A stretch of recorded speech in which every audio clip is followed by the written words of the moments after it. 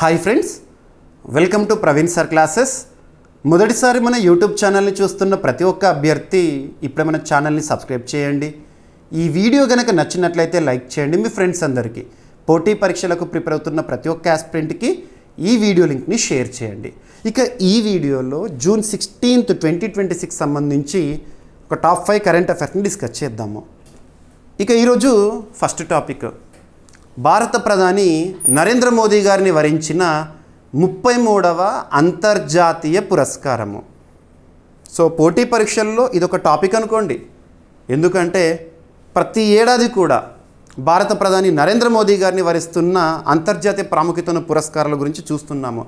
భారత ప్రధాని గారు ఏదైనా విదేశీ పర్యటనకు వెళ్ళినప్పుడు ఆయా దేశాలు సత్కరించడము, గొప్ప గొప్ప గుర్తింపులు ఇవ్వడము, ఆ దేశ అత్యున్నత పురస్కారాన్ని ఇచ్చి సత్కరించడం, ఇవన్నీ కూడా మనకి పోటీ పరీక్షల్లో ఇంపార్టెంట్. ఎందుకు చెప్తున్నానంటే 2024 సంవత్సరం, ఎప్పటిదో అవసరం లేదు, రీసెంటే 2024 సంవత్సరంలో తెలంగాణలో పోటీ పరీక్షలు జరిగినాయి, గ్రూప్స్ ఎగ్జామినేషన్స్. అందులో గ్రూప్స్ ఎగ్జామినేషన్స్ టీజీపీఎస్సీ వారు ఇచ్చిన క్వశ్చన్ పేపర్లో రష్యా ఇచ్చిన అత్యున్నత పురస్కారం పైన డైరెక్ట్ బిట్ అడిగారు. కాబట్టి ఏపీ ఎగ్జామినేషన్స్లోను తెలంగాణ ఎగ్జామినేషన్స్లోను ఈ టాపిక్ అనేది చాలా చాలా ఇంపార్టెంట్. అండ్ భారత ప్రధాని గారిని ఏదైనా ఒక పురస్కారం వరించింది అంటేనే గతంలో భారత ప్రధాని గారిని వరించిన అన్ని పురస్కారాల లిస్ట్ అనేది మీకు చెప్తున్నాను. ఎందుకంటే రివిజన్ ఎన్నిసార్లు వీలైతే అన్నిసార్లు రివిజన్ చేయాల్సిందే. ఇంకా టాపిక్ పట్ల మనకు ఎక్కువ క్లారిటీ వస్తున్నట్టు రివిజన్ రివిజన్ రివిజన్. ఓకేనా? సో ఇక్కడ అబ్జర్వ్ చేస్తే లాస్ట్ మంత్ అంటే మే 15th నుండి మే 20th వరకు, మే 15 నుండి మే 20 తేదీ వరకు భారత ప్రధాని నరేంద్ర మోదీ గారు 5 దేశాల పర్యటనకు వెళ్ళారు. యుఏఈ, నెదర్లాండ్స్, స్వీడన్, నార్వే, ఫైనల్గా ఇటలీ. ఆ ట్రిప్లో, ఆ విదేశీ పర్యటనలో భారత ప్రధాని గారిని 3 పురస్కారాలు వరించినాయి. అదేంటి సార్, 2 పురస్కారాలు కదా? స్వీడన్ దేశము, నార్వే దేశం వారి యొక్క అత్యున్నత పురస్కారాలను ఇచ్చి సత్కరించినాయి. అవి మనం క్లియర్గా రాసుకుందాం అనుకుంటారు. కానీ అదే పర్యటనలో ఇంకొక పురస్కారం గురించి మీకు నేను ప్రత్యేకంగా చెప్పాను. మన డైలీ కరెంట్ అఫైర్స్ వీడియోలో చెప్పాను, మన CA 360 అవార్డ్స్ అండ్ హానర్ సెగ్మెంట్లో చెప్పాను. ఫుడ్ అండ్ అగ్రికల్చర్ ఆర్గనైజేషన్, ప్రపంచంలోనే ఫుడ్ రిలేటెడ్గా పనిచేసిన ఒక అత్యున్నత సంస్థ, రోమ్, ఇటలీ కేంద్రంగా పనిచేసిన సంస్థ, మే మంత్లో ఇటలీ పర్యటన సందర్భంగా FAO హెడ్ క్వార్టర్లో భారత ప్రధాని నరేంద్ర మోదీ గారిని అగ్రికోలా పురస్కారాన్ని ఇచ్చి సత్కరించడం జరిగింది. వ్యవసాయ రంగము, ఆహార భద్రత విషయంలో భారత ప్రధాని గారి కృషిని గుర్తించడం జరిగింది. ఇటువంటివన్నీ కూడా చూడాలి. ఏదో ఒక దేశం ఇస్తున్న అత్యున్నత పురస్కారం అనే కాదు, వివిధ అంతర్జాతీయ సంస్థలు ఇస్తున్న పురస్కారాలపైన కూడా మీకు నేను ప్రత్యేకంగా చెప్తూనే వస్తున్నాను. ఇక పక్కన పెడితే ప్రస్తుతం జూన్ మంత్లో, డైరెక్ట్గా గుర్తుపెట్టుకోండి, జూన్ మంత్లో భారత ప్రధాని నరేంద్ర మోదీ గారి 2 దేశాల పర్యటన అని చెప్పేసి ఆల్రెడీ మన డైలీ కరెంట్ అఫైర్స్ వీడియోలో 13th, 14th, June 13th, 14th daily current affairs వీడియోలో చెప్పాను. ఎందుకు వెళ్తున్నారు G7 సదస్సులో పార్టిసిపేట్ చేయడానికి ఫ్రాన్స్కి, మరి స్లోవేకియాలో భారత ప్రధాని పర్యటించడం అనేది ప్రత్యేకత ఏంటి, మొట్టమొదటి ప్రధానిగా ఏ విషయంలో నిలిచారు, ఇవన్నీ కూడా మనం చూసాము. ఇక స్లోవేకియా అనేది ఎక్కడ ఉంటుంది, మ్యాప్ చూడాలి. ఏదైనా ఒక దేశం గురించి కానీ ప్రాంతం గురించి కానీ చూస్తున్నప్పుడు లొకేషన్ ఇంపార్టెంట్. మరి స్లోవేకియా అనేది ఐరోపా ఖండం, యూరప్ కాంటినెంట్లో సెంట్రల్లో ఉంటుంది. సింపుల్గా మధ్య యూరప్లోని ఒక దేశము. ఇది ల్యాండ్ లాక్డ్ కంట్రీ, భూ పరివేష్టిత దేశం స్లోవేకియా. మరి స్లోవేకియా పర్యటన సందర్భంగా భారత ప్రధాని నరేంద్ర మోదీ గారిని వరించిన అంతర్జాతీయ పురస్కారం మీకు రేపటి న్యూస్ పేపర్లో, అన్ని తెలుగు న్యూస్ పేపర్స్లో కూడా రేపు కవర్ అవుతుంది. ఈరోజు ఎర్లీ మార్నింగ్ బ్రేకింగ్ న్యూస్గా మీరు చూస్తారు, మన వాట్సాప్ ఛానల్లో కూడా పోస్ట్ చేశాను ఈ టాపిక్. సో ఇక్కడ స్లోవేకియాకి సంబంధించిన అత్యున్నత పురస్కారం ఏంటి, ఎవరి చేతుల మీదుగా ప్రదానం చేయబడింది, and at the same time భారత ప్రధాని నరేంద్ర మోదీ గారిని వరించిన ఇతరితర పురస్కారాలు ఉంటాయి. అవన్నీ కూడా ఇప్పుడు చూద్దాము. సో ఇక్కడ చూడండి, భారత ప్రధాని నరేంద్ర మోదీ గారికి స్లోవేకియా అత్యున్నత పురస్కారం అనేది రావడం జరిగింది. So PM Modi conferred with the order of the white double cross, the order of the white double cross first class అనే ఒక అత్యున్నత పురస్కారాన్ని, ఏ దేశ అత్యున్నత పురస్కారము, స్లోవేకియా దేశ అత్యున్నత పురస్కారాన్ని నరేంద్ర మోదీ గారికి ఇచ్చి సత్కరించడం జరిగింది ఆ దేశ నేత. ఓకేనా? సో ఇప్పుడు లిస్ట్ అవుట్ చేస్తాను, ఆ తర్వాత ఈ టాపిక్ స్లోవేకియా పురస్కారం గురించి వివరాల్లోకి వెళ్దాము. మరి భారత ప్రధాని నరేంద్ర మోదీ గారిని వరించిన ఇతర అంతర్జాతీయ పురస్కారాలు. ఇప్పుడు స్లోవేకియా ఇచ్చిన పురస్కారం 33 నంబర్ గుర్తుంచుకోండి. 32nd 31st మనం నార్వే స్వీడన్ పర్యటన సందర్భంగా చూసాము, అవన్నీ కూడా ఇప్పుడు చెప్తాను. నార్వే దేశానికి సంబంధించిన అత్యున్నత పురస్కారము grand cross of the royal Norwegian order of merit, ఇది నార్వేకి సంబంధించి. నెక్స్ట్ స్వీడన్కి సంబంధించి royal order of the polar star. Oman దేశానికి సంబంధించి first class of the order. Israel దేశానికి సంబంధించి speaker of the Knesset medal. ఇథియోపియాకి సంబంధించి great honour Nishan of Ethiopia. Namibia దేశానికి సంబంధించి the order of the most ancient Welwitschia mirabilis. ఇక్కడ వరకు ఫస్ట్ ప్రిఫరెన్స్గా చూడండి, ఫస్ట్ ప్రిఫరెన్స్. ఇక తర్వాత గుర్తుంచుకోండి, జస్ట్ క్యాజువల్గా గుర్తుపెట్టుకోండి. బ్రెజిల్ దేశానికి సంబంధించి grand collar of the national order of the southern cross. Trinidad and టొబాగోకి సంబంధించి the order of the republic of Trinidad and Tobago. Ghana దేశానికి సంబంధించి the officer of the order of the star of Ghana. Cyprus దేశానికి సంబంధించి the grand cross of the order of Makarios III. శ్రీలంకకి సంబంధించి the Mitra Vibhushana పురస్కారం. మారిషస్కి సంబంధించి the grand commander of the order of the star and key of the Indian Ocean. Kuwait సంబంధించి the order of Mubarak Al Kabeer. Guyana దేశానికి సంబంధించి the order of excellence. Barbados దేశానికి సంబంధించి ద ఆర్డర్ ఆఫ్ ఫ్రీడమ్. నైజీరియాకి సంబంధించి grand commander of the order. డొమినికాకి సంబంధించి Dominica award of honour. రష్యాకి సంబంధించి order of Saint Andrew the Apostle. దీనిపైన 2024 ఇయర్లో కాంపిటేటివ్ ఎగ్జామినేషన్ గ్రూప్స్ ఎగ్జామినేషన్లో క్వశ్చన్ వచ్చింది రష్యాకి సంబంధించి. ఇక గ్రీస్కి సంబంధించి grand cross of the order of honour. France దేశానికి సంబంధించి grand cross of the legion. Egypt దేశానికి సంబంధించి order of the Nile. Republic of పలావుకి సంబంధించి honour Ebakl award. Papua new గినియాకి సంబంధించి the order of Logohu. Fiji దేశానికి సంబంధించి companion of the order of Fiji. Bhutan దేశానికి సంబంధించి order of the Druk Gyalpo. ఇక యుఎస్ గవర్నమెంట్ ఇచ్చిన పురస్కారము లీజన్ ఆఫ్ మెరిట్. బహ్రెయిన్ దేశానికి సంబంధించి King Hamad order of the renaissance. Maldives దేశానికి సంబంధించి the order of the distinguished rule of Nishan Izzuddeen. United Arab Emirates సంబంధించి ఆర్డర్ ఆఫ్ జయద్ అవార్డ్. పాలస్తీనాకు సంబంధించి the grand collar of the state of Palestine award. ఆఫ్ఘనిస్తాన్కి సంబంధించి the state order of Ghazi Amir Amanullah Khan. Saudi అరేబియాకి సంబంధించి order of King Abdul Aziz. ఓకేనా, గుర్తుపెట్టుకోండి. ఇప్పుడు మనము ఏ కంటెక్స్ట్లో ఇవన్నీ డిస్కస్ చేసాము? స్లోవేకియా దేశం యొక్క అత్యున్నత పురస్కారం అన్నాను కదా, అదేంటి? The order of the white double cross first class. మరి ఇవన్నీ గుర్తుంటాయా సార్? ఎలా గుర్తుపెట్టుకోవాలి అంటే అన్నీ గుర్తుపెట్టుకోవాల్సిన అవసరం లేదు. ఎగ్జామినేషన్లో మనం ప్రశ్నపత్రాన్ని చూసిన తర్వాత క్వశ్చన్ ఉంటుంది, కింద ఆప్షన్స్ ఇస్తారు, ఇన్ఫరెన్సెస్. వాటిని గుర్తించే పరిజ్ఞానం ఉంటే చాలు. వాటిని గుర్తించే విధంగా గుర్తుపెట్టుకోండి. కీవర్డ్ కానీ దేశం పేరు కీవర్డ్ గుర్తుంచుకోండి, ఎనఫ్. ఓకేనా? సో ఈ విధంగా చూస్తే మనకు ఉదాహరణకు సైప్రస్ ఉంది. సైప్రస్ దేశానికి సంబంధించిన అత్యున్నత పురస్కారం ఏంటి? అదంతా గుర్తుండదు. మెకరియస్ అనే కీవర్డ్ గుర్తుంచుకోండి అలాగా. ఓకేనా, రైట్. సో స్లోవేకియా తన అత్యున్నత పౌర పురస్కారం order of the white double cross first క్లాస్ని ప్రధానమంత్రి నరేంద్ర మోదీ గారికి ప్రదానం చేసింది. ద్వైపాక్షిక సంబంధాలు మరియు అంతర్జాతీయ సహకారానికి చేసిన కృషికి గుర్తింపుగా ఈ అవార్డుని అందజేశారు. నరేంద్ర మోదీ గారు అందుకున్న ఎన్నవ అంతర్జాతీయ పురస్కారం ఇది? 33వ. ఈ గుర్తింపు ప్రపంచ వేదికపై భారతదేశానికి పెరుగుతున్న ప్రతిష్టను ప్రతిబింబిస్తుంది.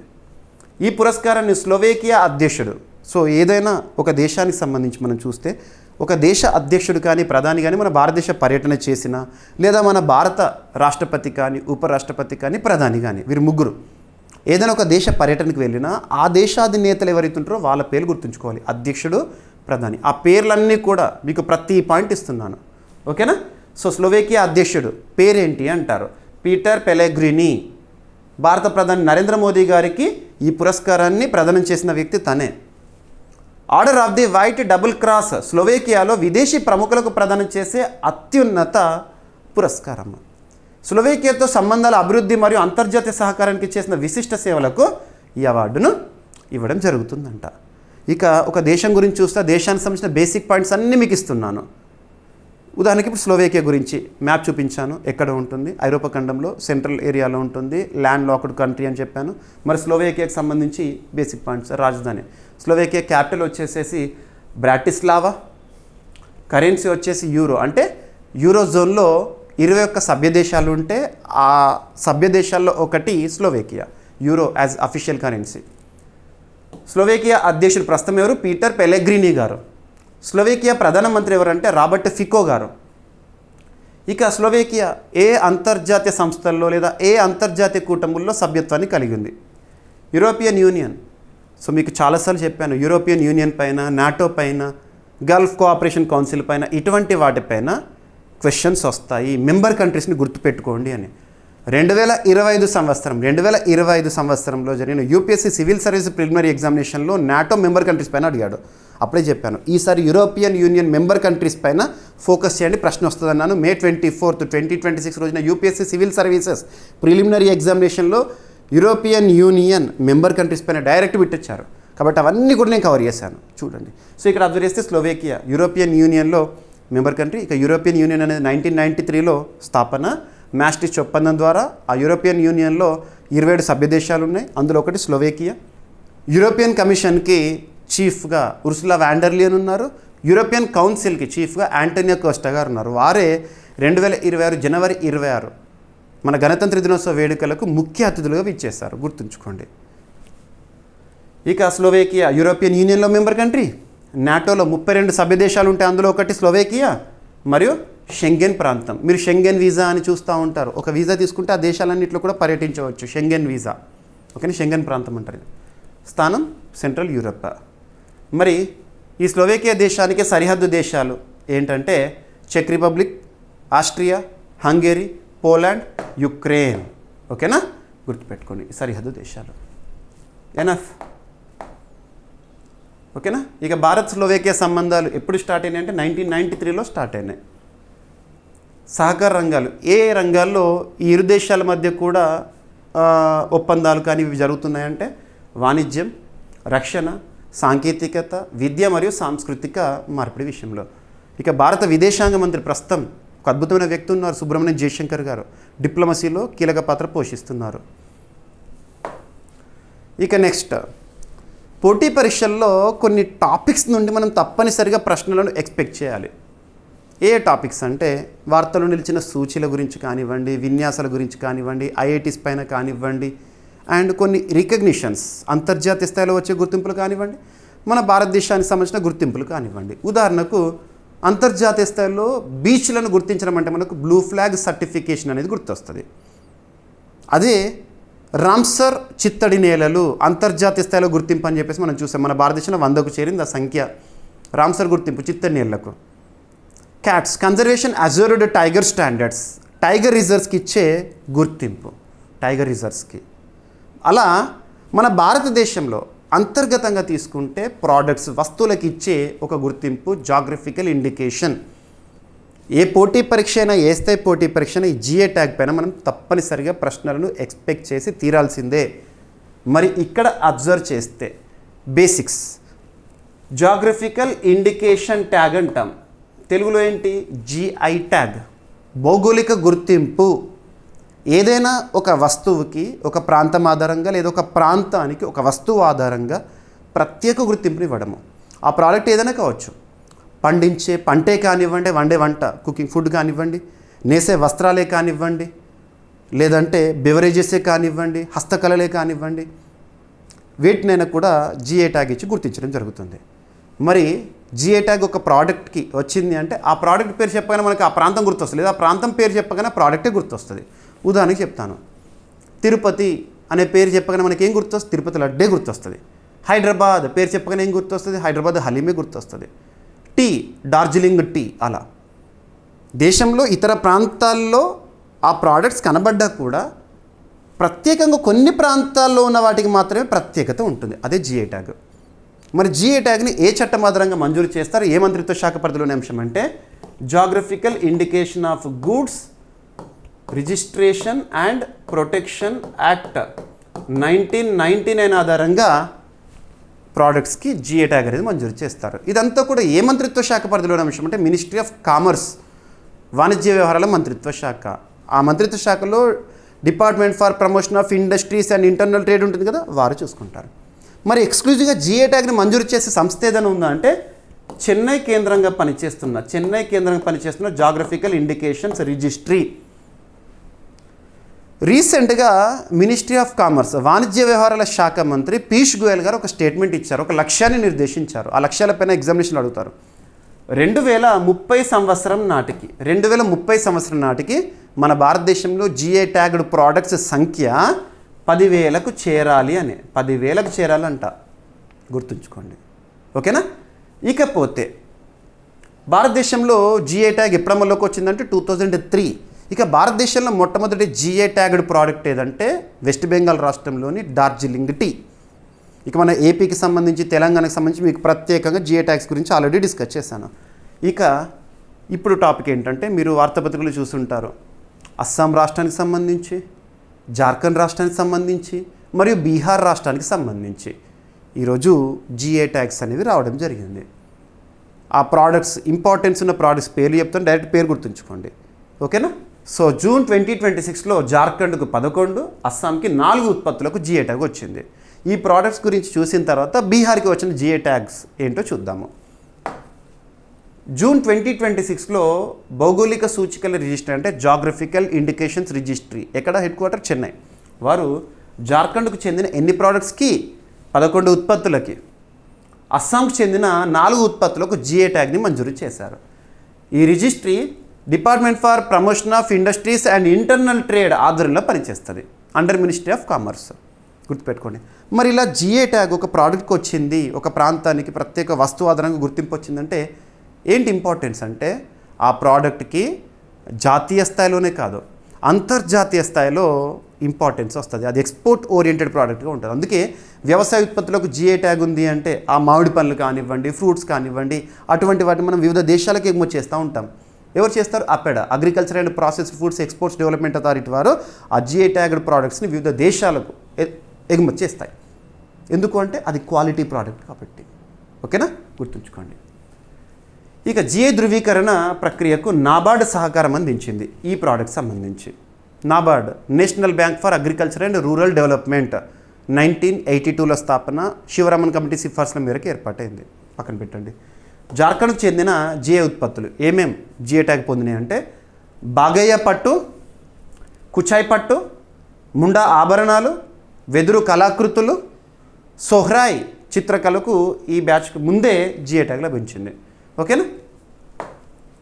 ఇక అస్సాంకి సంబంధించి కార్బీ అంగ్లాంగ్ చేతివృత్తి వస్త్రాలు, అస్సాం బిహు పెపా, అస్సాం వెదురు కళాకృతులు బ్యాంబూ ప్రోడక్ట్స్, డెయూరీ చేతి వృత్తి వస్త్రాలు హ్యాండ్ క్రాఫ్ట్స్. ఈ గుర్తింపుతో అస్సాంలో నాబార్డ్ మద్దతు పొందిన జిఏ ఉత్పత్తుల సంఖ్య 12కి చేరిందంట. జిఏ ట్యాగ్ నమోదు తేదీ నుండి 10 సంవత్సరాల వరకు ఈ గుర్తింపు కలిగి ఉంటుంది. ఒక్కసారి ఒక ప్రోడక్ట్ జిఏ ట్యాగ్ వచ్చిందంటే 10 ఏళ్ళు ఉంటుంది, తర్వాత మళ్ళీ రెన్యువల్ చేసుకోవాల్సి ఉంటుంది. ఓకేనా?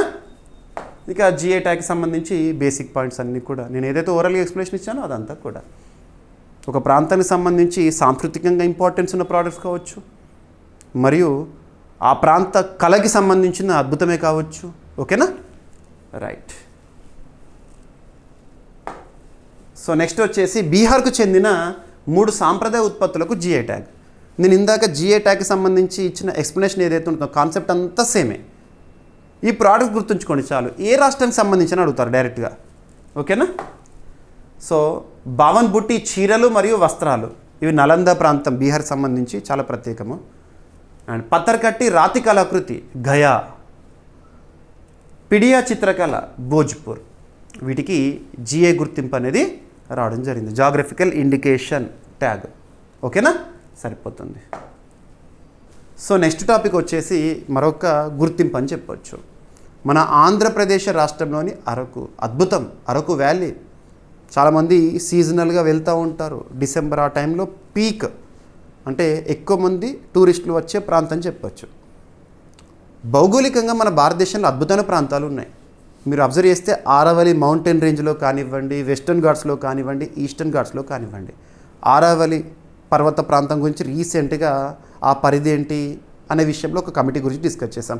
ఇక వెస్టర్న్ ఘాట్స్లో తరచూ జీవ వైవిధ్యం, ఏదో ఒక జీవి ఆనవాళ్ళు, వృక్ష జాతుల ఆనవాళ్ళ గురించి మనం డిస్కస్ చేస్తున్నాం.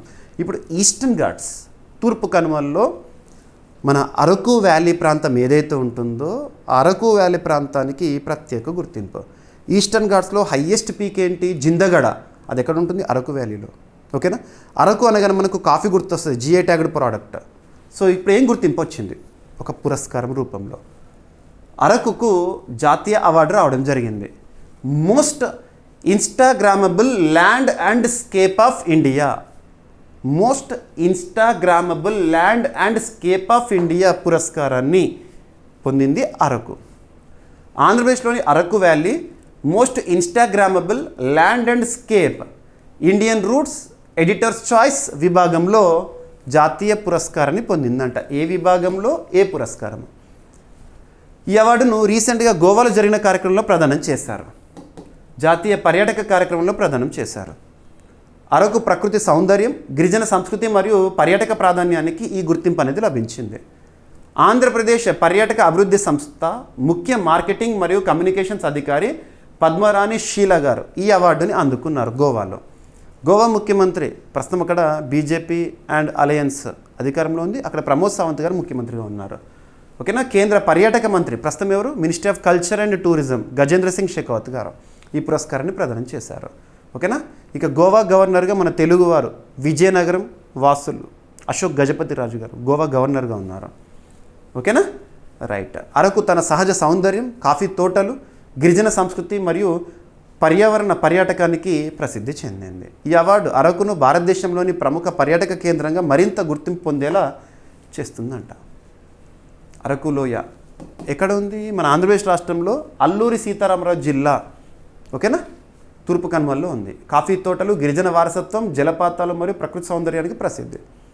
GI tagged product Araku coffee ఏ సంవత్సరంలో అంటారు? 2019. గుర్తుంచుకోండి ఏపీ అభ్యర్థులు. అండ్ అరకు కాఫీకి జాతీయ స్థాయిలో ప్రాముఖ్యత పెరుగుతోంది. ప్రస్తుత ప్రభుత్వం చాలా కృషి చేస్తుంది బ్రాండ్ అనేది. ఓకేనా? రైట్. ఇక నెక్స్ట్, ఇటీవల కాలంలో కొన్ని హానికరమైన రసాయనాలపైన నిషేధమని, లేదా పెస్టిసైడ్స్ వ్యవసాయ రంగంలో మరియు ఆహార పదార్థాలు ఏవైతే ఉంటే వాటిల్లో కూడా హానికరమైన పదార్థాలను, కెమికల్స్ని నిషేధించడం అనేది చూస్తూ ఉన్నాము. ఇక్కడ అబ్జర్వ్ చేస్తే పారాక్వాట్ కలుపు సంహారకంపై తెలంగాణ నిషేధాన్ని విధించింది. ఈ నిషేధాన్ని విధించిన భారతదేశంలోని ఎన్నవ రాష్ట్రం అంటే తెలంగాణ 3వది. అంతకుముందు 2 రాష్ట్రాలు ఏంటి? మరి గడ్డిమందు అంటాం కదా మనము. ఈ పారాక్వాట్ అనేది వ్యవసాయం గురించి తెలిసిన వాళ్ళు పారాక్వాట్ అనగానే ఇది గడ్డిమందు అని భావిస్తారు. గడ్డిమంది, ఎస్. సో ఈ హానికరమైన రసాయనము పర్యావరణం పైన ప్రభావం పడుతుంది, చూపిస్తుందని చెప్పేసి తెలంగాణ ప్రభుత్వం నిషేధాన్ని విధించింది. పారాక్వాట్ గుర్తుంచుకోండి. తెలంగాణ ప్రభుత్వం పారాక్వాట్ డైక్లోరైడ్పై నిషేధం విధించి ఈ చర్య తీసుకున్న దేశంలోని 3వ రాష్ట్రంగా నిలిచింది. పారాక్వాట్ అనేది కలుపు మొక్కలు మరియు గడ్డిని నియంత్రించేందుకు ఉపయోగించే కృత్రిమ కలుపు సంహారకం, కెమికల్. సింపుల్గా మనము పొలంలో లేదా పంట భూమిలో చూసినప్పుడు కలుపు మొక్కలు, ఈ గడ్డి కనబడుతూ ఉంటాయి కదా, వాటిని సంహారం చేయడానికి యూజ్ చేసే కెమికల్. దీనిపైన నిషేధాన్ని విధించింది. పంట కోతకు ముందు పంటలను ఎండబెట్టేందుకు డెసికెంట్గా కూడా దీన్ని ఉపయోగిస్తారు. ఇది ఎక్కడైతే గడ్డి మందు పైన, పచ్చగా ఉన్న గడ్డి పైన ఈ క్రిమి సంహారకాన్ని, ఈ కెమికల్ని చల్లనం అనుకోండి, గడ్డి మొత్తం ఎండిపోతుంది సింపుల్గా 1 or 2 daysలోనే. అంత ప్రమాదకరం కూడా. ఓకేనా? కొన్ని సందర్భాల్లో మొక్కల పెరుగుదల నియంత్రకంగా కూడా ఉపయోగిస్తారు. పారాక్వాట్ అత్యంత విషపూరిత రసాయనం. మనం ప్రాంతాలు కూడా వింటూ ఉంటాం అప్పుడప్పుడు, పురుగుల మందు తాగి చనిపోయారు పలానా వ్యక్తి, గడ్డి మందు తీసుకొని చనిపోయాడని చెప్పేసి అది ఇదే. పారాక్వాట్ విష ప్రభావానికి ప్రత్యేక విరుగుడు మందు అందుబాటులో లేదు. ఒకవేళ ఎవరైనా పారాక్వాట్ కనుక శరీరంలో ప్రవేశించడానికి దానికి విరుగుడు లేదు, యాంటీడోట్ అనేది లేదు. రైతులు, వ్యవసాయ కార్మికులు మరియు పర్యావరణ రక్షణ కోసం ఈ నిషేధం అమలు చేశారు. ఈ నిషేధాన్ని అమలు చేసిన భారతదేశంలోని ఎన్నవ రాష్ట్రం తెలంగాణ అన్నాను? 3వ రాష్ట్రం. మరి తెలంగాణ కంటే ముందు కేరళ ఈ పారాక్వాట్ని నిషేధించింది ఇప్పటికే 2011లోనే. తర్వాత ఒడిషా, ఇప్పుడు 2026 జూన్లో తెలంగాణ రాష్ట్రం. పారాక్వాట్పై నిషేధం. ఓకేనా? రైట్. పారాక్వాట్ ఎంపిక లేని స్పర్శ కలుపు సంహారకం. డైరెక్ట్గా గుర్తుంచుకోండి. Paraquat dichloride. ఇక రీసెంట్గా మనము last 3 days back daily current affairs వీడియోలో కామన్గా టీ శాచెట్స్ ఉంటాయి కదా, ఆ టీ శాచెట్స్ ఏవైతే ఉంటాయో వాటిల్లో ఒక నిషేధము, ఒక కెమికల్ నిషేధం అనేది బ్యూరో ఆఫ్ ఇండియన్ స్టాండర్డ్స్ వారు బ్యాన్ విధించారు. దేనిపైన అని అడుగుతారు. So epichlorohydrin ban in tea bags, tea sachets. దాని గురించి ఆల్రెడీ మనం 3 days బ్యాక్ చూసాము. ఇటువంటివి వార్తల్లోకి వచ్చినప్పుడు చూడండి. ఏదైనా కెమికల్ పైన నిషేధము, Food Safety Standards Authority of India వారు ఏదైనా ఫుడ్ ప్రోడక్ట్స్లో పలానా నియంత్రణ చర్యలు ఇటువంటివి చూసినప్పుడు ఖచ్చితంగా అది ఎగ్జామినేషన్లో అడుగుతారు. దాని యూజ్ ఏంటి, ఎవరు నిషేధించారు, ఎనఫ్. ఇక నెక్స్ట్ టాపిక్ వచ్చేసి రక్షణ రంగానికి సంబంధించి అభ్యర్థులకు ప్రతిసారి నేను చెప్తున్నాను, రానున్న ఏ పోటీ పరీక్ష అయినా, ఏ స్థాయి పోటీ పరీక్ష అయినా రక్షణ రంగానికి సంబంధించి ఎక్కువ మొత్తంలో మనం ప్రశ్నలను ఎక్స్పెక్ట్ చేసి తీరాల్సిందే. కారణం ఏంటంటే ప్రతిరోజు కూడా మీరు చూడండి న్యూస్ పేపర్లో 1 to 2 టాపిక్స్, మినిమం 2 టాపిక్స్ అయితే ఎక్స్క్లూజివ్గా డిఫెన్స్ రిలేటెడ్గానే మనం అబ్జర్వ్ చేస్తున్నాం. వాటన్నిటిని కూడా మనం డిస్కస్ చేస్తున్నాం పోటీ పరీక్షల కోణంలో. డిఫెన్స్ రిలేటెడ్గా దాదాపు 6 సెగ్మెంట్స్ని డిస్కస్ చేస్తున్నాం. డిఫెన్స్కి సంబంధించి 6 సెగ్మెంట్స్. వార్తలు నిలిచిన విన్యాసాలని, రక్షణ రంగ నివేదికలు, రక్షణ రంగ దిగుమతులు, రక్షణ రంగ ఒప్పందాలు, డిఫెన్స్ అక్విజిషన్ కౌన్సిల్ వేటికి ఆమోదముద్ర వేసింది, మరియు భారతదేశంలో రక్షణ రంగ ఉత్పత్తులు. అలాగా. సో ఇక్కడ అబ్జర్వ్ చేస్తే ఒడిషా రాష్ట్రంలోని అబ్దుల్ కలాం వీలర్ ఐలాండ్ వద్ద డిఆర్డిఓ ఆధ్వర్యంలో మిసైల్ టెస్ట్ విజయవంతమైంది. June 15th, 2026 రోజున, అంటే నిన్నటి రోజున, మండే రోజున. ఈరోజు న్యూస్ పేపర్లో మీకు కవర్ అయింది ఇది. సో ఇటువంటి మీరు చూస్తున్నప్పుడు ఈ మిసైల్ ప్రత్యేకత ఏంటి, ఎవరు అభివృద్ధి చేశారు, మరి త్రివిధ దళాల్లో ఏ దళంలో ఇది సేవలు అందించబోతోంది, ఎనఫ్. సో ఇక్కడ అబ్జర్వ్ చేస్తే DRDO, defence research development organisation, భారతదేశంలో రక్షణ రంగంలో పనిచేస్తున్న అత్యున్నత సంస్థ డిఆర్డిఓ.